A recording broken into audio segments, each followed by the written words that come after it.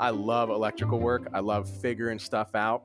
I love the challenge of it, and I absolutely hated doing that type of work. It was like it was right up my alley, and also it was everything that I hated about working on a vehicle at the same exact time. It's a really weird situation, and I absolutely hated it.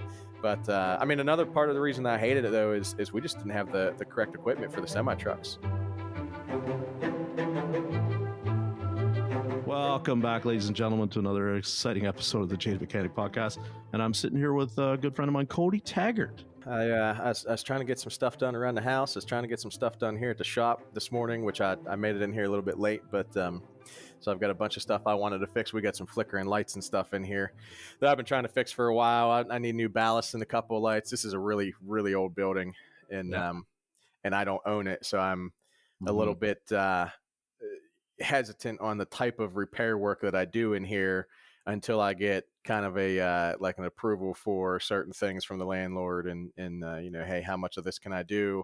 And once we get to a certain monetary value, I want to, you know, make sure that, hey, if we're going to put this much money into this building, I need to have a contract for 10 years or 20 years or something like that.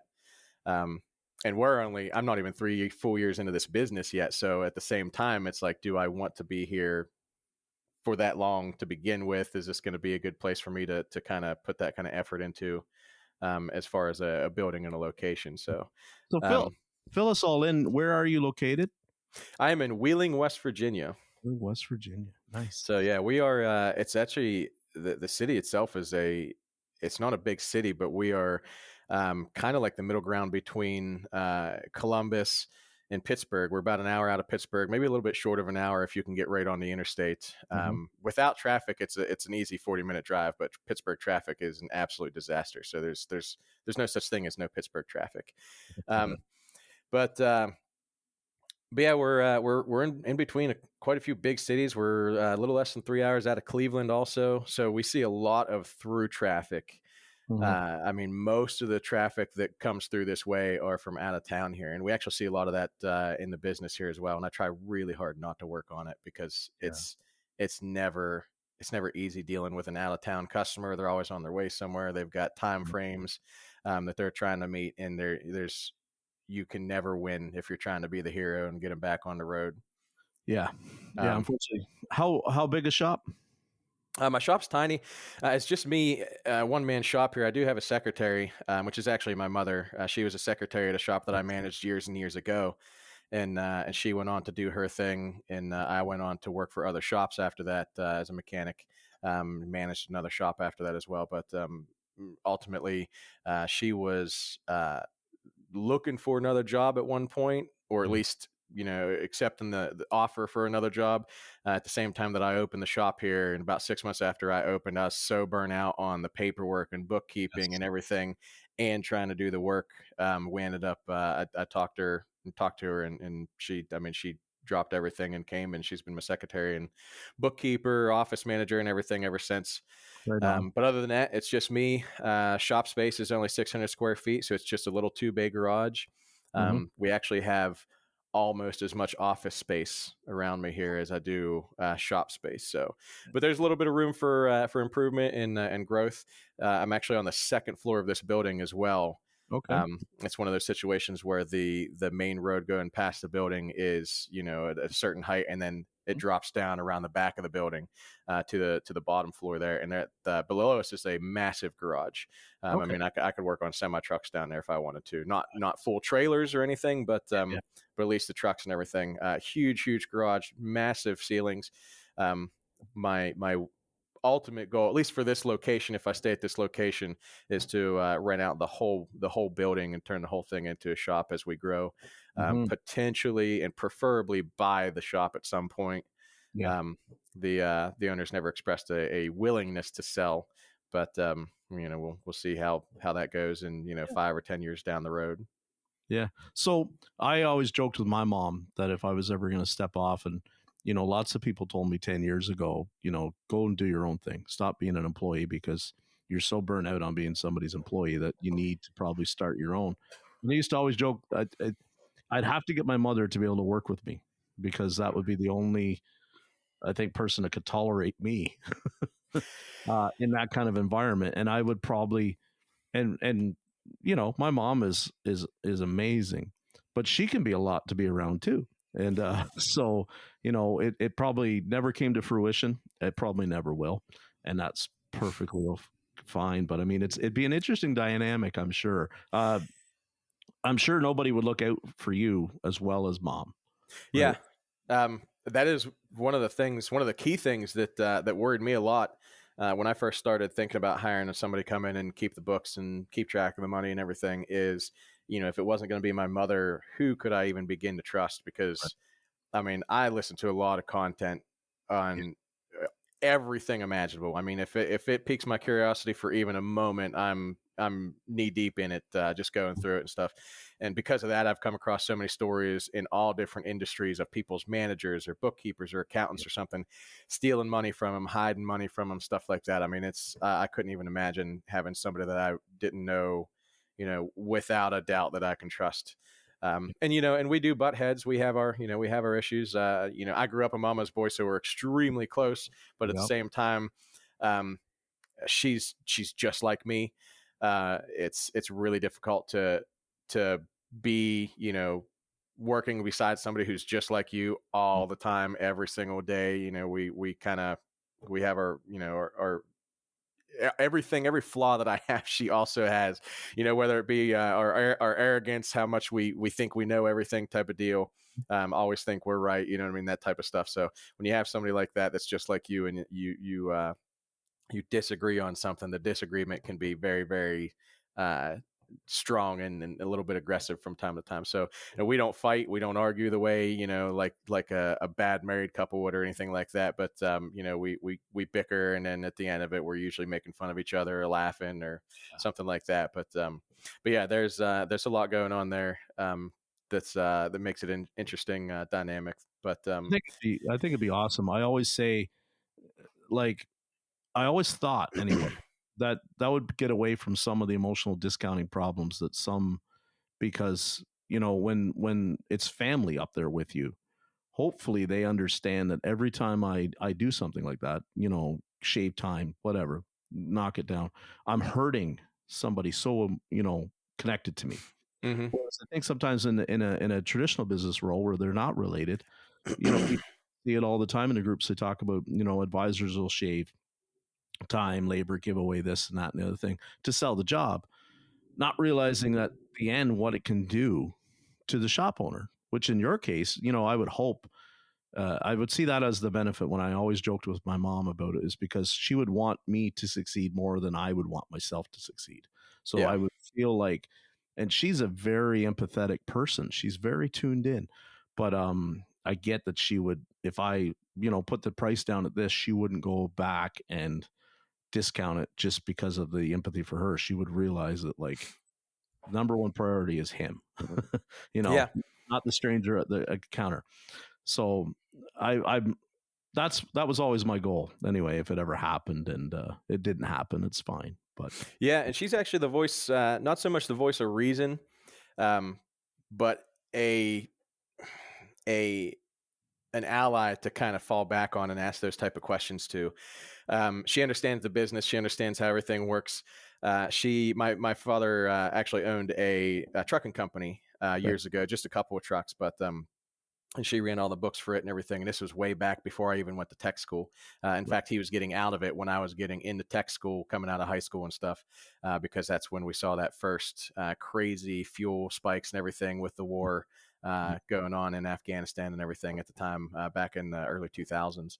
Um, but there's a lot of times where I'll bounce something off of her where I'm feeling uh, that emotional discount coming on, and I'm like, hey, like, here's what's on my mind, yeah, and I'll explain the situation to her, and and I see both sides of it so well, obviously, because I'm intimately versed in the whole situation, and I'll explain everything to her, and she just she's always got my back on that, like, hey, you can't help that something like that has happened. You can't help that that part was broken when you got there. You can't help that that you engine died or something, battery died while it was here. So just anything like that, any of those things that we all see, in the shop every day. Where this stuff happens on a regular basis. As mechanics, we see it nonstop. We all know that it happens so often, and customers don't. And you just kind of have to, suck it up and learn how to talk to the customer to explain that to them and stuff.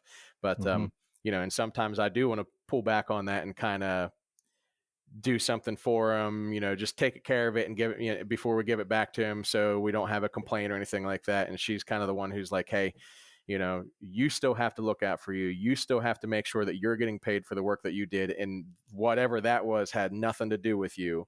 And Mm-hmm. you know how to explain that to them so they understand that it had nothing to do with you. Just do what you already know is right. Do what you already know how to do, and make it happen. And, if they still have a problem with it, it is what it is. It's, Yeah. it sucks, but you can't keep putting yourself in a hole for somebody else when they bring you, a 20-year-old vehicle that's got a 9-year-old battery in it, or, it's got the original starter on it at 220,000 miles. And, you got in it and started it up, and, it clicked twice and then it started. And then when you test drove it and never started again, that's not your fault. She's just, she's really, really a good person to have around for those type of conversations. That little bit Um, of just confidence that we all need, right, to sometimes do this business. So yeah, it's I mean, that kind of support goes a long way, just to have somebody who sees the situation, knows everything about it that and she's not being biased towards me because I'm her son. right. She is just seeing it the same way that I am, and that helps a lot. Yeah. If nothing else, it saves me from being one of the ones who get on ASOG and ask those questions that we all already know the answer to, but we want to hear somebody else tell us. Yeah. I have her to be here and help me reasonably make those decisions without having to reach out to a bunch of more or less strangers that I Mhm. feel like I know a lot of people from ASOG really well, but at the same time they are still some people I see online once in a while. Yeah. So as your dad owning a trucking company, is that kind of how did you kind of grow up around working on the trucks, or was that something that you kind of started out as? Because that's kind of my background. Not that my dad owned a trucking company, but I worked a long time on rigs, right? So Mhm. uh, is that that's kind of your background too then? To a certain extent, the semi trucks actually came afterwards. Hmm. So I grew up. My dad, he's actually my stepdad, but he came in when I was very young. I was around 5 years old, 4 or 5 years old, and we've just always, since I was a little kid, we've always been extremely close. Yeah. My brother is not like me at all. He's sports, and he hangs out with his friends and he does sports, and that's pretty much his thing. Me and my dad, we went fishing, we went hunting, very outdoors, and he owned several 1970s pickup trucks, Ford pickup trucks, and I was absolutely in love with them growing up. Hmm. They were loud, they were obnoxious, they were rough rides. You got bounced around as a big bench seat as a kid. Yeah. I don't know if any kids born after my generation are ever going to understand or really get to experience. I don't know what it is about the bench seat, but it's a Yeah. whole different experience in a vehicle, sitting in a bench seat, sitting in the middle, right next to your dad, right next to your, if I'm from riding with both my parents, be able to sit there with them. They were always a manual transmission, so I always got to shift gears when I was old enough. You know what I mean? I mean, it's a whole different way of growing up, and I was absolutely in love with those trucks. And then he bought a '78 Chevy dump truck to do work with. Um, just around the house and stuff. We had a wood burner, so we were always cutting wood and stuff. So he bought that for hauling wood and stuff. And those trucks always needed work. They always needed the carburetor cleaned, or tune up, because spark plugs only lasted 30,000 miles in those trucks back then. Old copper spark plugs. Yep. Um, they always needed some kind of work. They always needed the wheel bearings repacked on them, or different things like that. There's just nonstop work being done to that type of stuff. Um, and growing up, I was always just around for it as a kid. And then eventually, as I was in high school and stuff, then it got to the point where I was, if not helping, at least being there where I was able to really see the intricacies of it and learn, and, watching my dad adjust the valves on an engine or stuff like that. And he was never a mechanic, but he was always, him and his father, that's what they did. I mean, they had old trucks, and they built fast cars and big trucks. Um, But so he was very, very mechanically inclined. Um, and the funny thing is, I've so far surpassed him in terms of mechanical knowledge. We had a lot of battles there for a long, long time trying to Mhm. work on. He'd ask me for help on a vehicle, and I'd go up and I'd be, trying to explain to him how to do it. And his go to was always the same thing. I hear, a 50-year-old mechanic in a shop somewhere. I've been doing this for 20, 30 years, and I'm like, yeah, but I've done 1,000 of those in the last 10 years, Yeah. and you've only done 5 in those 30 years. Um, so yeah, I mean that kind of stuff, it's odd to see that happen and to be, part of that type of situation. But that's really where it came from. And Yeah. then he went into the semis, and we maintained them. We really didn't do any of the work on them, but I mean, he was those semis. I see so many miles and hours and stuff. We were changing the oil and grease and everything every single weekend when he was in town. We'd go up to his father's garage and go through the whole maintenance program every weekend. So I didn't really get to work on any of them or anything like that, but we did a massive amount of the maintenance. Um, and yeah, that's pretty much where it all started. I can It, I can remember the moment when I eclipsed my father. My father wasn't a tech; he was a bodyman. But it was like it was so funny because it was like we fixed everything ourselves around the mhm. house, even though he was a bodyman. He could still, I remember changing an engine out in like a 1983 Pontiac something when we were just because it blew up and he wasn't going to pay a mechanic. We called a mechanic. He had a mechanic friend, obviously. Came over, we did it a Saturday and done. And I can remember I was probably only 10 years in, and it was like a situation that he was just dropping the keys off to me and saying, "Here, go through this thing for me and fix it, and let me know what it costs, and fine." And it was a funny dynamic, right? Because it was like you go, but it's one of them things you do it every day versus somebody that just does it occasionally, right? Or as an versus as a profession. And yeah, you really develop those skills fast. It was pretty cool. The trucking thing, I spent so many Friday nights on one of my first jobs, greasing trucks and trailers for years that I was just like, I could still probably dump on a creeper and knock it out in such a fast time because I've done so many. Mhm. They were cool. I liked working on them. It's a young man's job. It's heavy, but I mean, Absolutely. I I wax nostalgic a lot about the trucking industry and what it's become, and I miss the old trucks. I really do, and I miss the way the drivers were, and it's just different. It's different now, and it's going in a place that probably it'll never get back to that kind of way it was. A lot more owner operators now versus there's almost no owner operators up here. It's all company drivers, and it's a different thing, and it's a different way of doing business. And I'm not saying that it's wrong. It's just different. And I miss the old trucks with all the old chrome and the way they sounded and the way they smelled, and it's just a different type of person, and it was pretty cool. I was on the end of it, I guess you could say, in terms of owner operators. We had a lot of customers that were owner operators. It really said something because if you were an owner operator, you had a lot of them as customers. It's because your reputation was good. Yeah. If you had a lot of company, it was because you were cheap. Yeah. That definitely makes sense. And that was the difference.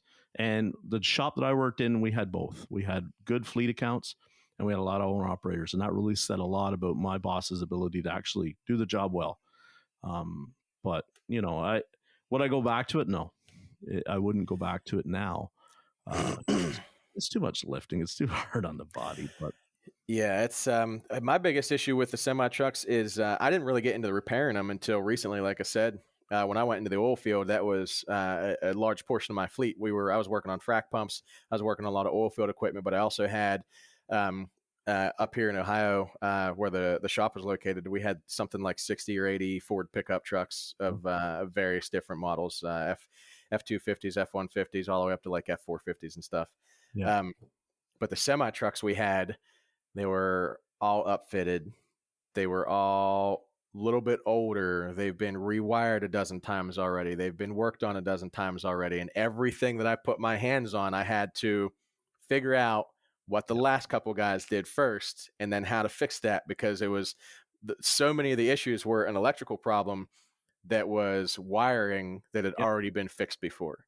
Yeah. And I don't know if it was like this on the older ones that you might have been working on, but Oh yeah. a lot of the ones that I've seen, all the wires are also the same color. Yep. You know, you have to find the tag on that harness if Yep. it's still there, because the truck might be 10, 15 years old. Yeah. That tag might be gone. You had to find the tag on the wire. You know, if you're looking at something under the dash, you've got a dozen clusters of wires that you're trying to figure out where something goes, so you can test to see if it's got power or whatever. It was an absolute disaster. I love electrical work. I love figuring stuff out. I love the challenge of it, and I absolutely hated doing that type of work. It was like it was right up my alley, and also it was everything that I hated about working on a vehicle at the Mhm. same exact time. It's a really weird situation, and I absolutely hated it. But I mean, another part of the reason I hated it though is we just didn't have the correct equipment for the semi trucks. Um, we didn't have scan tools that would work on them, and they talked about buying a new scan tool for our shop up here, because the company I worked for was out of the company I'm talking about right now anyway, it was out of Texas. Mhm. Another company I worked for was out of Oklahoma, and neither of them had the equipment. The one company had a scanner for some of their semi trucks down in Texas, and but that was it. We had no way to scan anything up here. So a lot of stuff was, I'd call the towing company that also does heavy duty work, and they'd come out and they'd scan it just so I can get the codes and the information Yeah. out of it, and then I'd go to work trying to figure it out. And then if there's something I couldn't figure out, it would go to the other truck shop. But So how sorry to cut you off. How did you transition out of working on cars to work going to the oil field? Because that we kind of talked a little bit about. But was there like was it just frustrations with the automotive side, and you're like, I got to wash my hands of this. I've had enough. Or that is where the jaded mechanic comes in. Yes.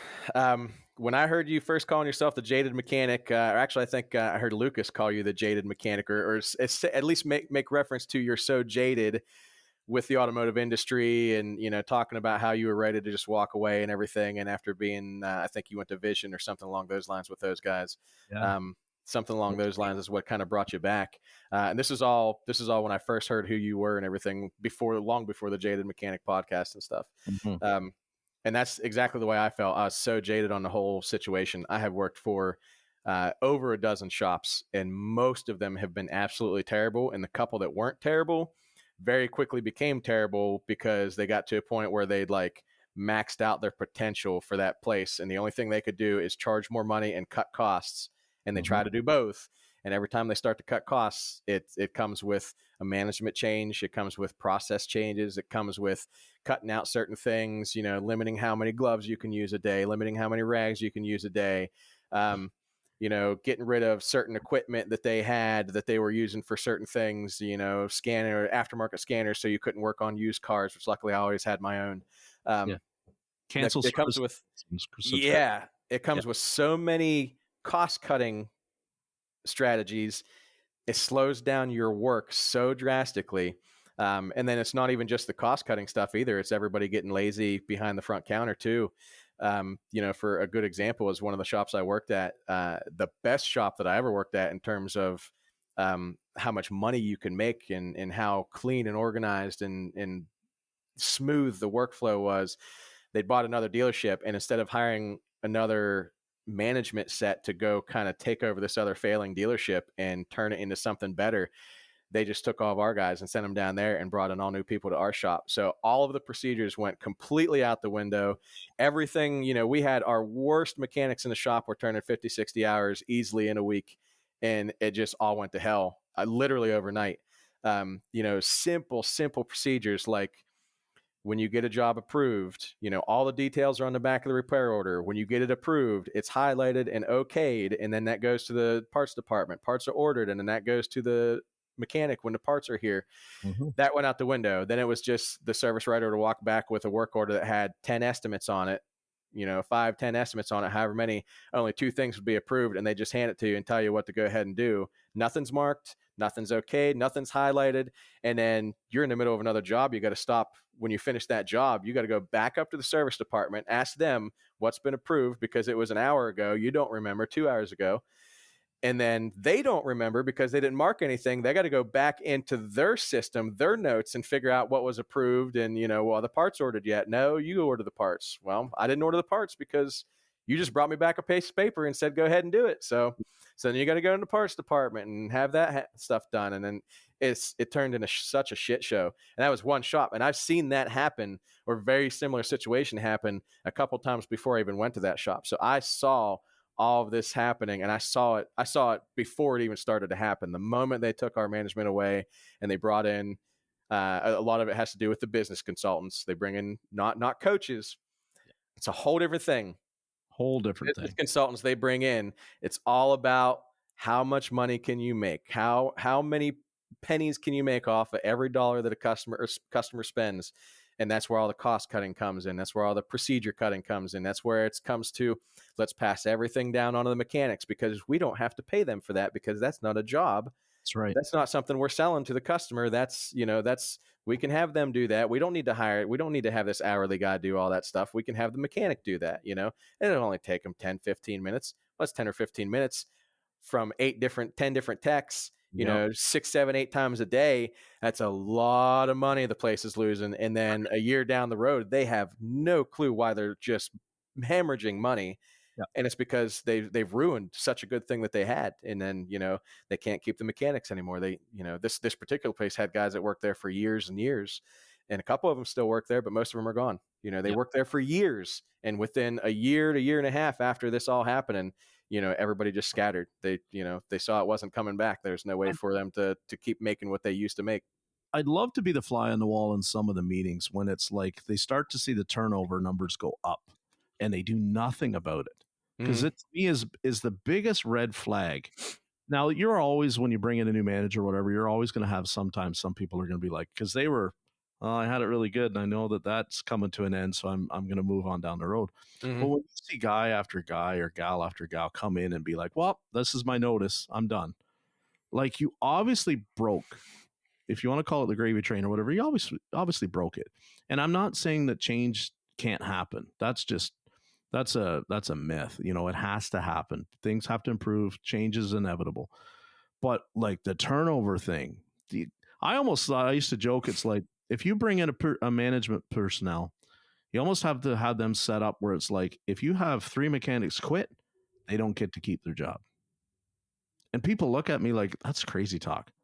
Not really. Because if you were at a certain level with those 3 and they quit because of a leadership thing, what did you have a contingency plan in place and kind of know that they were going to quit and it was going to have to get bad before it would get good? That's a different thing. But if you bring them in and 3 of your top people just walk out, you probably made a mistake in who you picked to put in that role.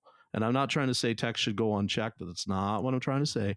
But it's like, if you don't have that contingency and accept that, okay, I'm going to bring this new manager in, he's going to be, knuckling down.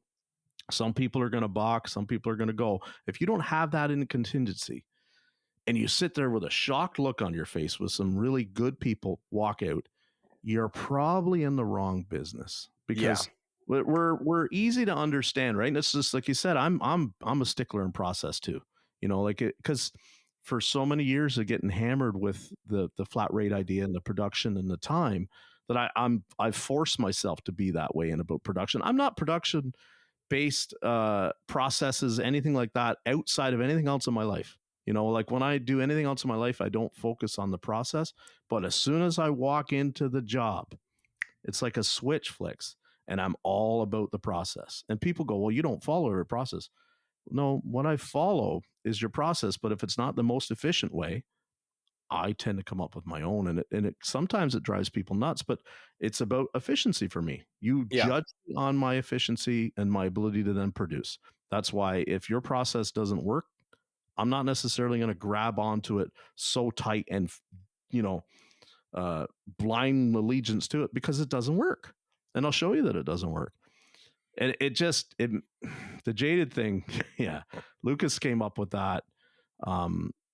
And just rolled with it. I mean, I was the one that said I'm jaded after so many years, but I mean, I can remember a good manager I had years ago said to me, he said, as soon as you have a tech that works for you become disgruntled, you might as well end that relationship, because once they're disgruntled, you can't get them back. Oh, 100%.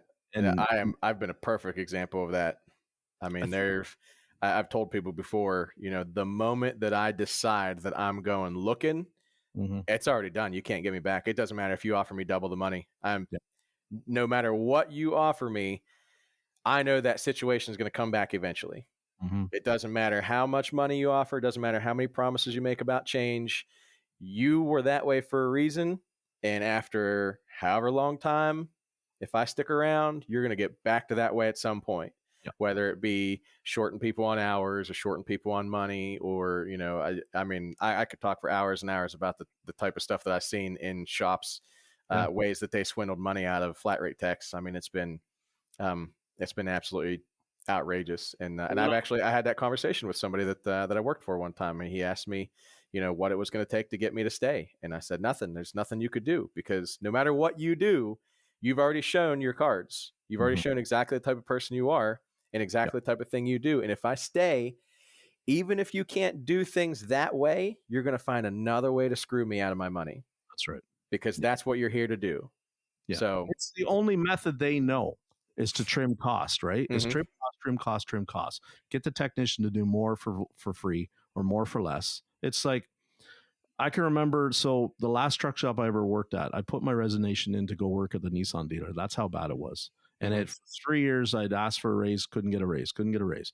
Watched all the other people around me kind of get brought up, their family, and get raises. And it's like you're going behind these people fixing their stuff or still having to do the hardest, the skilled labor versus the muscle labor.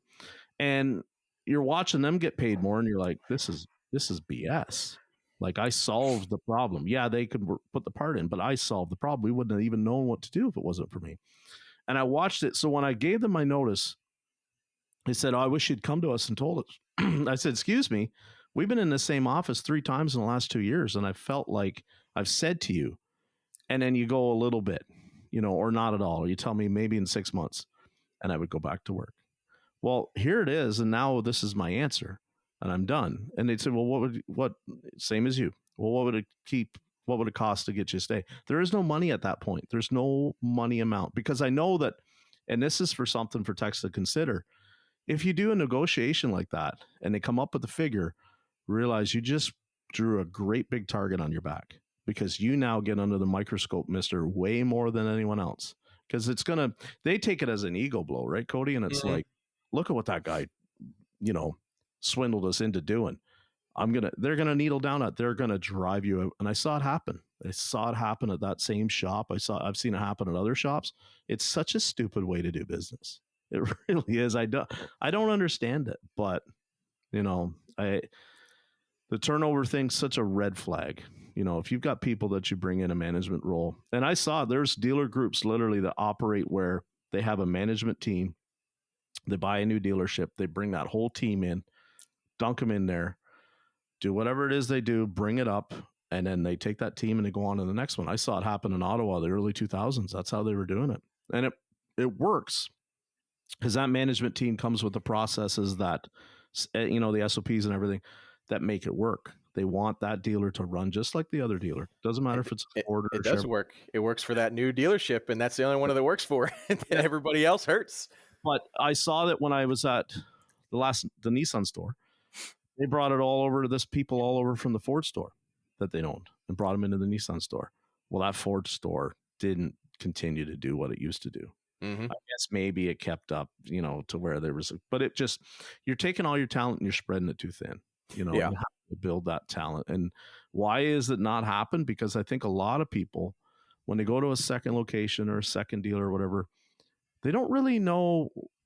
Like they always go, it was just a combination of people and the chemistry that, yeah, that's some of it. But there's also, you're not looking at the processes that made it successful. And sometimes it's not transferable to the next one. It really is not. It's just a Yeah. chemistry thing. It's a location thing. But if you can needle down to what the processes are, yeah, you can take it and replicate it. But a lot of time they can't because they don't pay enough attention. And the people are key. The person that came Yeah. up with the process, that's a key person, right? You can steal the idea, they can move on, whatever. But if you don't make it your process, you're foolish. You're absolutely foolish. And And that's the that's thing. where Go ahead. that's where a lot of the problem comes in too. is when they start moving those people around, you've got people who know the process. Some of them came up with the process. They know the process works. They're okay with doing the process. You move them to somewhere else, even if you keep the processes at the previous place, you have to make sure that you put people in there who can learn the process, Mm-hmm. who understand the process, and who are willing to do the process. That's the other thing that I've seen that's failed over and over again is some places just don't enforce the processes. Yep. They'll tell you over and over to do it. I worked at a place that here local that has they own a half a dozen dealerships, Wow. and as the general manager of all the dealerships, when he would come in to our dealership that I worked for, everybody would be like, all right, we have to do this and this. We just got to get through these next 2 days while so-and-so is here. And then when he's gone, we can go right back to doing it. It's like, we're doing it this way because it actually works. That's why the man wants it to happen that way, because all these other dealerships that they own are extremely successful, except for this place that they bought. They bought this other dealership that I ended up working for. They bought that dealership because it was a failing dealership, Mhm. and they hired me and they hired a sales manager, and that's the only other people they put in this dealership. They didn't fire anybody except for the sales manager. They didn't get rid of anybody else. It was all the same mechanics. It was the whole same service department that ran this place into the ground. It was everybody except for the sales manager, and I was a new tech they added on, and that was it. And 2 years, probably, well, it's longer than that now, but I mean, I was there for over 6 months and nothing changed. It was the same place that it was when it was struggling to survive. All they did is raise their prices a little bit, so they weren't struggling to survive anymore, but people still weren't showing up. People were still going there and buying the vehicle and then driving 15 Mhm. miles to the other Chrysler dealership to get Yep. the work done because their service department was so much better. Yeah. Um, I was it, in the opposite. For me, we couldn't sell a car. But in Ottawa, we had people from the other side of Ottawa. We're talking like 40 miles down the highway, the other side, and a million people between then and there. 4 other dealerships who drove to our dealership because our service department was so good. mhm. They would go and buy it way over there because the prices, their sales staff actually wanted to move units. We had a sales manager that had his head up his butt, and he's like, or actually fixed op and sales manager both had their heads up, maybe each other's butts. But it was a situation of they kept looking at, I can't sell it for that. I don't make any money on it if I sell it for that. Meanwhile, the bank is reaping interest every minute on this inventory. Mm-hmm. And that's all being shared by everybody, right? That's the part that drove me crazy. So sales didn't have to move it until eventually it was like the numbers got, because you go to the well so many times and then it's like the numbers just tank and that dealership got sold or bought out. And then again, 10 years later after I left, bought again, because it's the leadership, a lot of the leadership that I was when I was there, they stayed. And then they wondered why under this new owner, it's like, I'm wondering why that's not happening. There's your sign right there. It's because the people that you have that have been there 20 years. And I always laughed because it was like, sometimes it's just a situation of up here, when we get rid of a long-term employee, you got to pay them severance. Unless they do something that's like really, I'll even say illegal, you got to pay them severance for if you terminate them. It's part of the labor laws.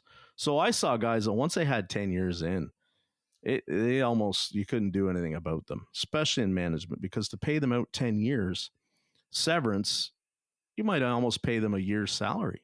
Mm-hmm. I can remember my service manager after like 24 years, something like that, punted. And they, of course, tried to get, well, not paying him severance. Well, he took him to court and he got his money, and he deserved it. He deserved it because he'd started as like a tech, gone through an ownership change, another ownership change, worked his way up to service manager position. He was a good service manager. And then, of course, but he would be the first to tell the sales staff, you guys are incompetent. We need to be moving vehicles. They didn't like to hear that. Oh, yeah. And then so it just was like, no, let's get him gone. Well, he got what he was owed, and it was good for him that he did because he deserved it. But man, you see all the other kind of people like his successor still there. His successor I've seen run off countless techs, and he's still there. Now, maybe in the people above it look at him and go, oh, he's doing a good job. Talk to your people on the floor. Really see what they're what their opinion of that person is, that leader. Like, this is what's so good about these conversations in the groups, is we're starting to see a lot more people, you and I, before we got on, we're starting to see a lot more people kind of be a little more forthcoming about what they really think of the opinion of a lot of leaders in the industry are. And it's not painting the great picture, right? And there is a culture change that's happening. A lot more people are seeing that it's not being a boss, it's being a leader. But there's like the post yesterday, somebody asleep in a class, like, it's not a good look. Well, I mean, one of the issues that I see anyway with the ASOG group anyway is, and I think you might even made a comment about it that I was talking to you about in one of the posts on the group, is a lot of those owners have been fantastic owners, and maybe they've never worked for a place that wasn't a good shop. So you have that coupled with, a lot of the people, at least the active members of that group, are really stepping up, and they're really becoming, what we want to see the whole industry become. They keep forgetting that they're only 3 to 5% of the shops in the United States, never mind the whole world, Canada and everywhere else. That's something that I have no issue reminding people of. I see those comments come on. Well, I don't think it was like that. That seems a little bit far fetched. And I'm like, I make my comment about, no, like, you guys have no clue how bad it actually is out there. Like, I've worked for over a dozen different shops. And as I said earlier, most of them were that way. Most of them, all of the problems that I had at the worst shop that I ever worked for were the same problems that I had at all the other shops I worked for. It's just the address changes. Yeah, that's it. And you're right. And I have some good friends that are shop owners, and we talk a lot in a group, and sometimes they get probably a little sick of me talking all the time. And they go, well, that's not how I run my business. I get that. Yes, you're right. It's not how you run your business. But just like you didn't realize that the common thing used to be with flat rate techs is, I'll get you on the next one. You'd never heard that because you didn't run your shop that way. Doesn't mean that a million other techs that I haven't talked to in the last 10 years, they'll all put their hand up and go, yep, that's common, happens every day. In their little bubble, it didn't happen because they had better processes, a better culture, better procedures in place. It didn't happen. They were much more about, but we had that conversation this morning. Techs are sacrificed nonstop for marketing. They're sacrificed for numbers. They're sacrificed for profits. And they go, well, I can't understand why you'd ever want to shave labor because we're all making less profit. I know, but it happens every day if it gets the job, right? Because then we fall into that toilet bowl race of car count and doing whatever it can to get the job. Yeah. And he goes, I don't understand why these mechanics are so disgruntled. Yeah. Yeah. I mean, and I told you this before where, I have issues listening to your podcast, not because an issue with your podcast, but because I can't listen to it and catch everything, because I've lived through so many things that I hear guys on your podcast say. And when they bring it up, I don't talk about this stuff to other people. So when I hear it on your podcast, it's the first time I've really thought about it very much since the last time I experienced it. So my mind just goes, and I'm thinking about that time that this happened, or I'm thinking about that other time that this other thing happened, and then I have to and go back through and rewind your podcast because I just missed 3 minutes of it because my mind's thinking about my own experiences. Yeah. You don't get that and then have somebody tell you that that's not the way it is. You know what I mean? When you know how it is, you're talking to these people. They're not getting these stories from other people on your podcast. These are these people's actual stories. And you're not handpicking these people out of a group of, this is not a Facebook group you're going to and saying, hey, I want the most angry, disgruntled, jaded people in this group to come on my podcast. No, these are good techs who've been taken advantage of for their whole career. And they're, whether it's because they're the ones who are the only ones in that shop that would stand up and talk about it. So they had issues with management, or they're just that good of a tech and they were always taken advantage of. One of my biggest issues was I was the only guy, or one of the only guys, who could diagnose anything. So I got everybody's comebacks, I got everybody's mess ups. I got all the problem vehicles. They were never selling diag. I was constantly doing stuff for free on other people's comebacks and stuff like that. And it was always, oh, we'll get you on the next one. Or here's a stack of 10 PDIs for you to do. So you have 5 more hours of work to do tonight to make up that time we didn't pay you for. That's how we're going to take care of you. Stuff like that. Yeah. These guys have all lived through the exact same thing. That's, we're hearing the same stories from all these different people. And if you're hearing that many stories from that many people on this one podcast, guess how many people all across the world, all across the nation, and all across Canada and the United States, everywhere, have experienced that exact same thing. I've seen that in a dozen different shops that I've worked for in 3 states, And it's not like, think about the people that don't listen to the podcast, aren't in ASOG, aren't in changing the industry, that don't even know these kind of conversations are not happening. Yeah. Just going down nose to the grindstone every day, hating this industry, right? And I'm not putting all this out there to try and trigger people's PTSDs.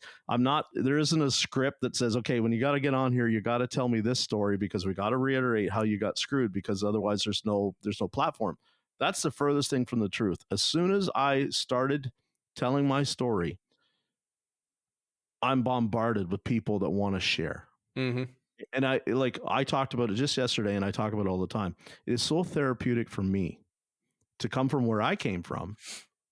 Like, if it wasn't for the podcast, I still wouldn't be wrenching on cars. I was so done, right? I had to get out, just like you.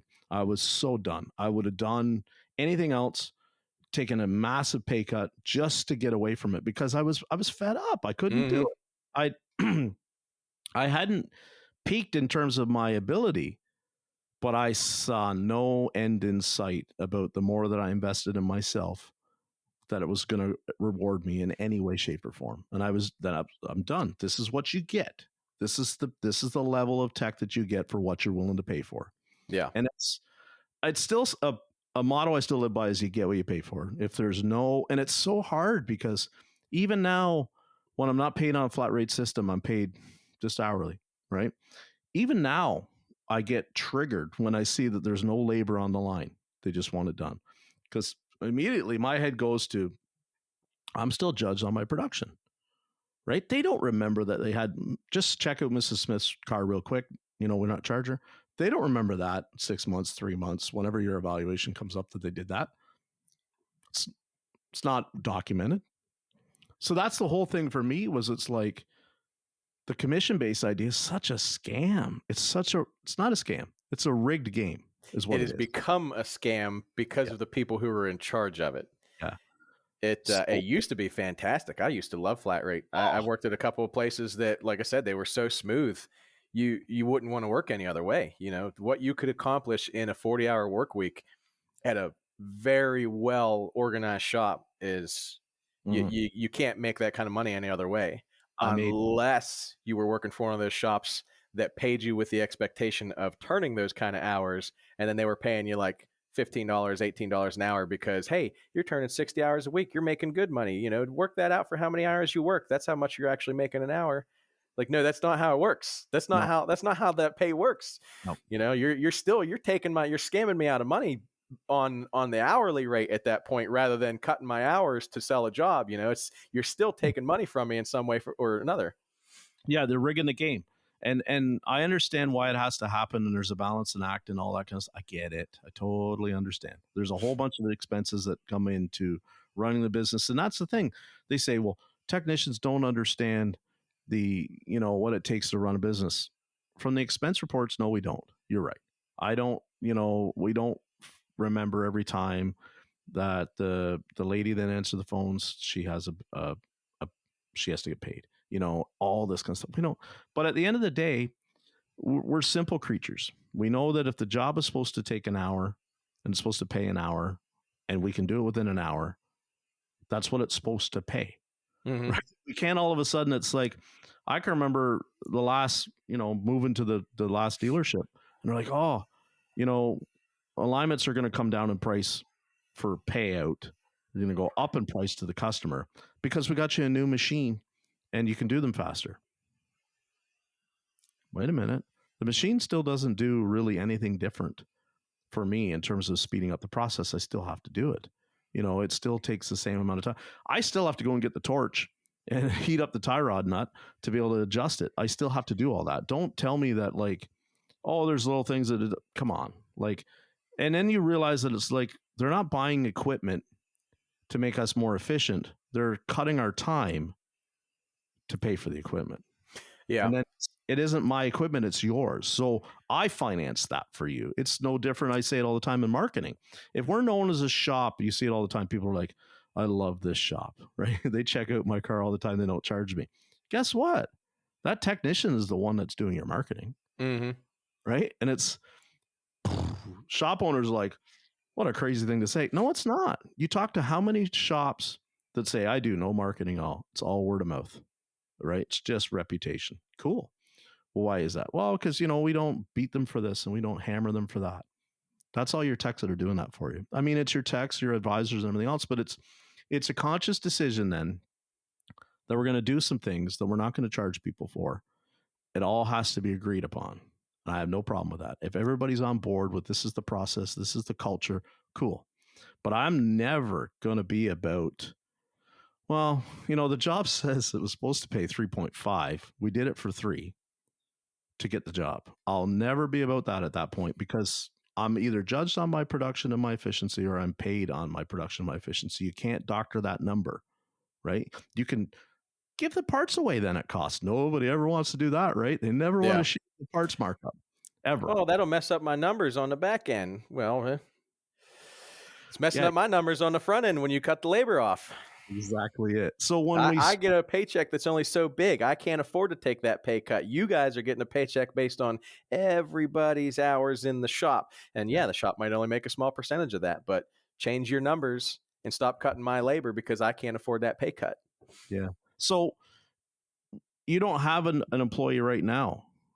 No, I really want to hire. I really need to hire. I'm in a position right now where we've got tons of work, and every time anything slows me down, the whole shop comes to a complete halt. You know what I mean? If it's a part that doesn't show up, or a part that's wrong for some reason, or like I said, I stepped out of the industry for 5 years, and even though I'm 3 years back into it now, owning my own shop, there are things that come up still that I need to go and I need to make sure that whatever parts I'm putting on the estimate are a quality part that I'm not going to have to warranty out in 6 months or a year or 2 years because I do a 3-year, 36,000 mile warranty, which I'm actually in a couple of years, if the warranty stays as low as it is right now, which is almost nothing, I'm going to bump that up to 5 years and at least 50,000 miles because we're using almost exclusively OEM parts. Most of the stuff that I get bad is bad when I install it or within a few months of installing it. 3 years in, I've had nothing go bad that was like a year or two or like just before the warranty ended or anything like that. So if we continue to see that kind of pattern of, as long as I'm using Denso parts for electronic stuff and it keeps holding up, you know what I mean? That type of stuff, as long as our brakes keep holding up, as long as I'm thorough and do everything I need to do to make sure that the brakes are going to hold up for 50, 60,000 miles without any issues whatsoever, using, good quality, and the parts suppliers don't cut their quality back. We'll be able to just keep stepping that up and stepping it up and just have more and more to offer to the customers. But yeah, I really need to hire somebody because when everything slows down, I don't have anybody back in the shop that's still getting stuff done, and I've still got cars, to do. I've got a big enough parking lot to fit 16 vehicles, and it frequently goes from 4 vehicles to 16 vehicles because something holds me up, and that one hold up is it can cost me 2 days of work sometimes. As a one-man shop.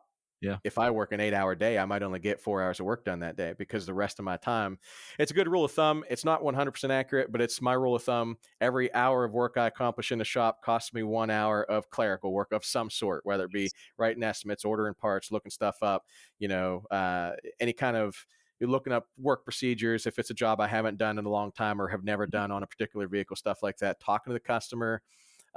My conversations with the customers are relatively long on a regular basis because we go through such a long process of explaining exactly what's happening, talking to them about the videos and the pictures that we took and things of that nature. The communication on that end is such a massive time sink. And at some point, I would like to be the guy who only does that and just kind of guides my technicians through making sure they're doing everything properly. And then eventually just be the guy who runs the business and makes sure everybody's doing their job properly, but have other people in place to do those jobs. I'm getting to be a lot better owner than I ever was a tech, or at least than I am a tech now. I'm so slow compared to what I used to be, and Mhm. I'm 38 years old, or I'm going to be 38 here in a couple months anyway. It's not that my body is given out, my back hurts a lot more, my shoulders hurt a lot more and stuff like that. But the issue is just that I put too much thought into things, or I get distracted too easily now, where it used to be, if I got a repair order and I got a car to fix, I just go fix the car. It's Yeah. so much smoother and faster to do that than to have to stop to answer phones, stop to call customer. I looked at this car, we diagnosed it. Now I got to go take all the notes and, put the pictures on the repair order and then send that to the customer, then talk to the customer. Now I got to go work on this other vehicle, but I still got that last car in my mind, Yeah. all this type of stuff, or things I should have said to a customer, or thinking about how to explain something to a customer. It slows everything down so drastically. I'm getting a lot better at doing all that, and getting a lot worse at being a mechanic. I can still Mhm. fix the cars perfectly fine. It just takes me a lot longer to do it. Yeah. So I really need to start finding some people to fill that role. What's the main obstacle in finding a tech? The shortage, Two or things. okay? One is the shortage. Now, there's a couple people that I know that I would hire in a heartbeat. Mhm. Um, the majority of them are too far away. They will not make the drive to where we are. They're at least an hour away. One of them is one of my very best friends. I've worked with him for years and years. I got him hired at a couple places I worked. He got me hired at a couple places he worked. We went to high school together. We went to tech school together. Fantastic mechanic. He's every bit as good as or better than I am. And we worked really well together because he has seen a lot and has learned a lot and has studied a lot that I have not. So when we Right. worked together, it was just such a great team. And we worked together at that dealership in Pittsburgh that used to be a really good dealership and then went down the shitter when they bought another dealership and moved the management. He worked with me there. When I left, he stayed there for a little while because he had just bought a house right up the road from that dealership. So he was in a position where it's like, go take a job with the devil I don't know, or stick around at this place. I know what's happening here.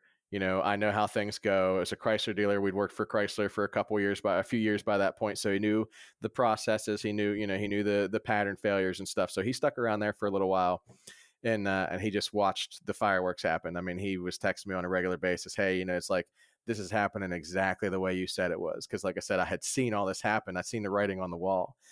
Um, but because he owns that house up there and the housing market has gone to such shit since then, he cannot Uh, afford to sell that house and buy a new house and come down here. And he's got a family and he's got dogs and stuff. So he can't make an hour drive and work, 8 hours and then make the hour drive back, especially through Pittsburgh traffic, because it's going to turn into an hour, 20 minutes, hour and a half drive, because he's on the other side, or at least a little ways on the other side. He's not all the way, but a couple other guys I would hire. The biggest issue I have with that is they're not up to speed on like the diagnostic and stuff like that. So I'd still have to be full in myself on that stuff, which I have no issue with. yeah. I could still use them. I could still, everything would be perfectly fine. But those gentlemen are also a little bit older. Mhm. Um, I don't have my lift installed yet. It's been sitting here just waiting to be installed for over 2 years now. Wow. Because when we bought it, the company we bought it from came in and they didn't really look at anything. They didn't pay attention to the floors or anything like that. They just came in and looked and said, yeah, we could put a lift there, and left. And then we bought the lift, and then they sent their people to install it. And those people were like, well, we can't install this lift here because the floors are all messed up and we had to do a bunch of work to the floors. Jeepers. So we've got all that stuff sorted out now. And for the last year or so, it's just been, I just don't have time. I don't have the ability to pull that bay down for, for any length of time to have or to close the shop for, more than on weekdays anyway. They're not coming down on a weekend to Yep. put that lift in, and they want double the money to do it because of the way it has to be installed now, because we're on a second floor of a building. So there's a different process that they have to do to put the lift in here safely, which I'm all for. I also have no issues paying them, but at the same time, I have an inability to schedule that because I don't know when it's able to be done. At some point, I'm just going to have to bite the bullet and say, okay, no matter what happens, we just got to close these 2 days and have these people come down and do it. Another issue with that is I thought it was a local company that was installing it. Turns out they're from like 5 hours away. Um, so that's a big scheduling conflict there as well. And then, I just can't. I'm never ever going to ask somebody to work on the floor the way that I do here. And Mhm. I have an issue with it, but I make do with it because I got to make do with it.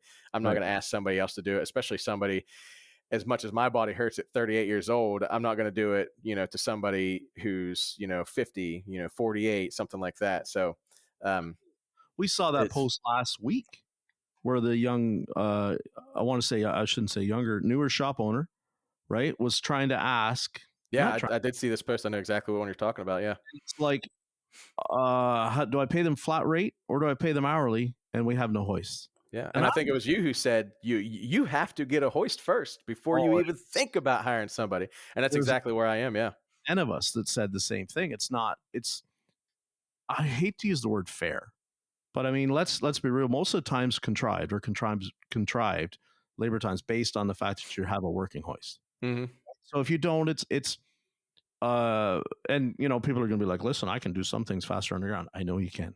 I get it. Yes, you're right. I might be able to put a tire on the ground faster than whatever. Cool. But there's a window there then of what your body will tolerate. And my frustrations, because again, when I worked on the rig, on rigs, we hardly lifted anything, right? I mean, yeah, you had to pull the wheels off, but you didn't lift it to do an oil change. You didn't lift it to do half the suspension stuff. The wheels stayed on the ground, like tie rods or whatever. We never lifted the wheels off the ground. Took the tie rod out, right? Turned it off, put it back in. Wheel stayed exactly where it was.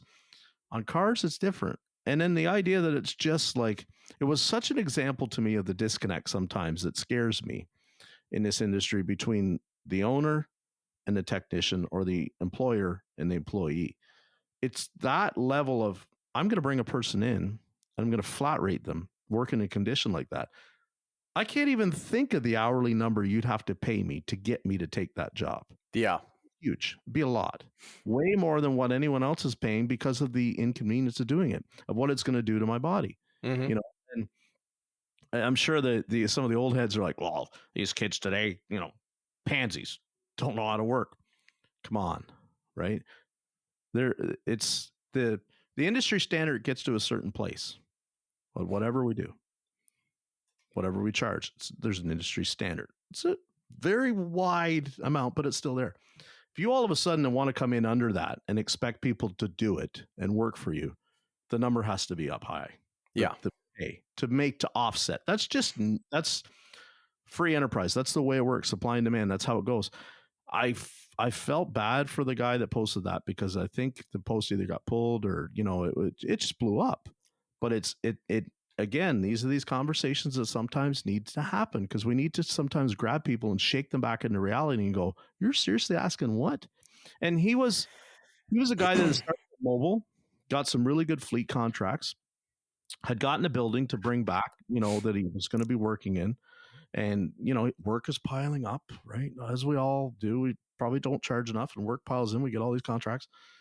And then it's like, okay, I need someone. Yes, you do.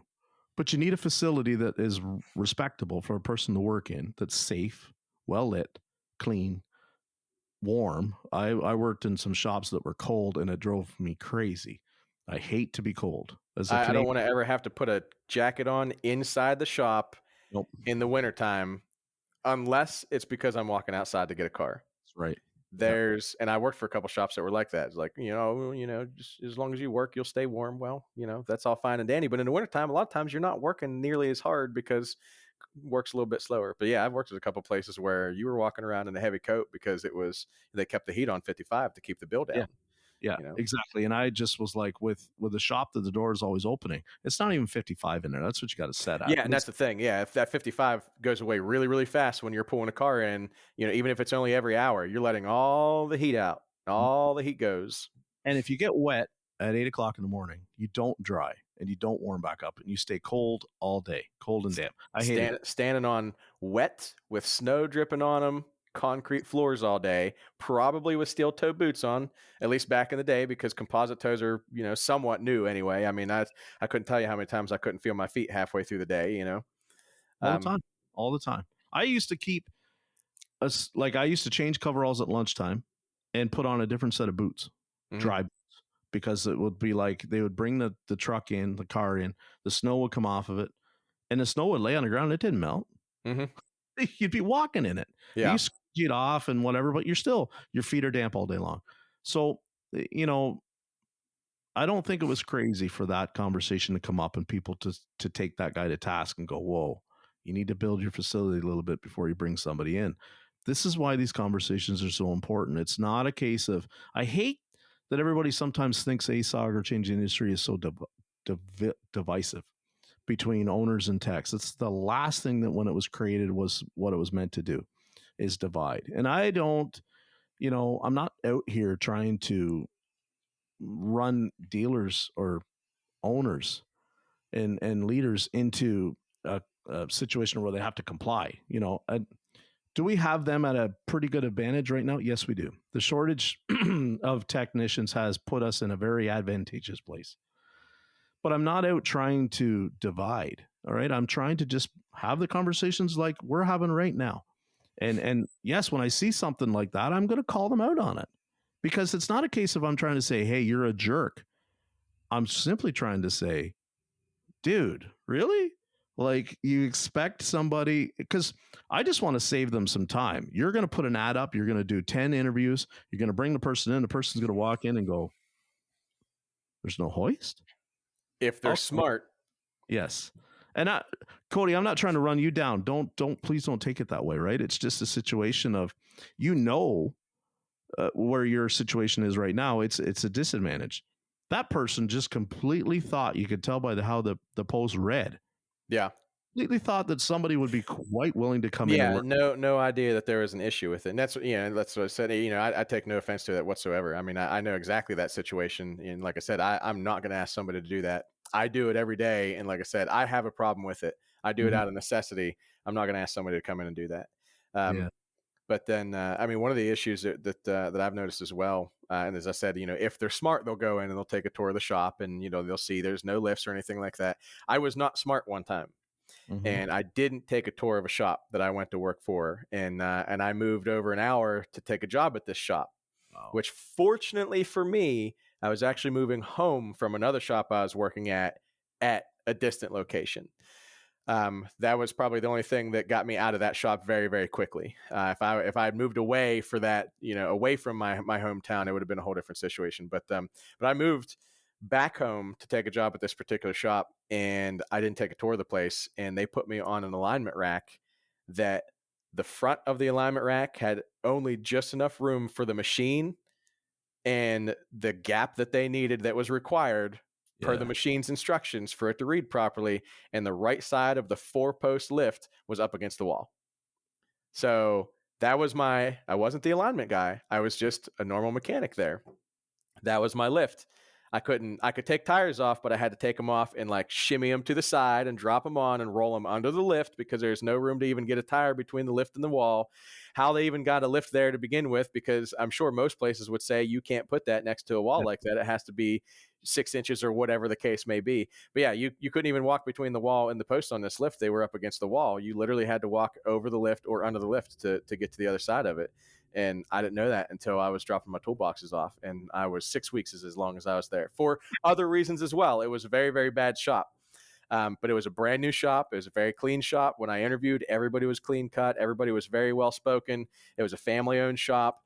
I thought it was going to be a great place to work. It was a relatively small shop. They only had 4 mechanics working there in 5 bays. It turned out to be an absolute joke. It was absolutely terrible. But as I was saying, some people, when I get the opportunity to talk to mechanics who are looking for jobs, that's one of the things that I always mention: tour the place. Mm-hmm. Absolutely take a look at the place. Don't go by anybody. Don't go by what they say. Don't just walk in the office, have an interview, shake hands, and walk out. Even if they won't take you through on a tour, go get permission to go back and walk through the shop. Look at the mannerisms of the other techs that are working. Listen for the yells and screams and the mother F's and everything else that you might catch. Yeah. See what kind of condition those mechanics are in, what kind of attitudes they have, because that's what's going to show you whether or not you want to have a job there. And it's not always either just about the equipment or sometimes sometimes the attitude of the mechanics isn't even enough.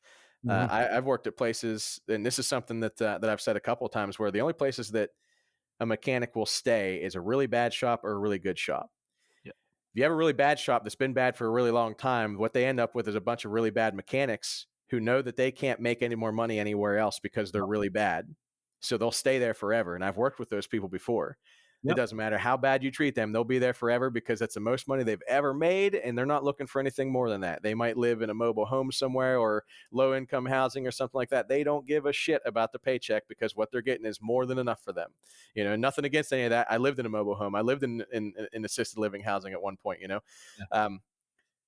When you make enough money to pay for what you got, some people just don't care anymore after that. So those people will stay at a bad shop because they're making more money than they were making at the shop before that and the shop before that.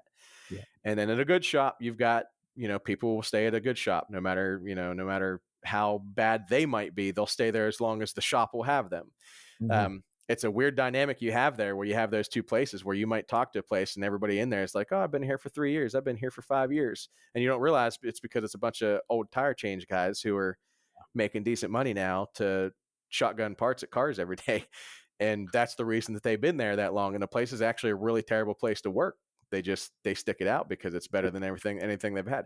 And especially when all the other shops you've worked at are equally bad, you get to a point where, to go back to what you were saying earlier about, you know, people who've been in the industry for 10, 15, 20 years and they've seen the same thing over and over again. At some point, they either stop where they're at and they just stay there forever, or they leave the industry. All right, that's Codey Taggart on this week's episode of the Jaded Mechanic Podcast. Thanks for listening. That's just part one, though. Next week, we'll continue the conversation with Jeff and Codey as they continue to talk about the repair industry and why shops sometimes will hire techs when they're already hurting for hours for their current techs. That's part two of the Jaded Mechanic Podcast with Codey Taggart next week. Hope you can listen. Hey, if you could do me a favor real quick and comment on, and share this episode, I'd really appreciate it. And please, most importantly, set the podcast to automatically download every Tuesday morning. As always, I'd like to thank our amazing guests for their perspectives and expertise, and I hope that you'll please join us again next week on this journey of change. Thank you to my partners in the ASA group and to the Changing the Industry podcast. Remember what I always say, in this industry, you get what you pay for. Here's hoping everyone finds their missing 10mm, and we'll see you all again next time.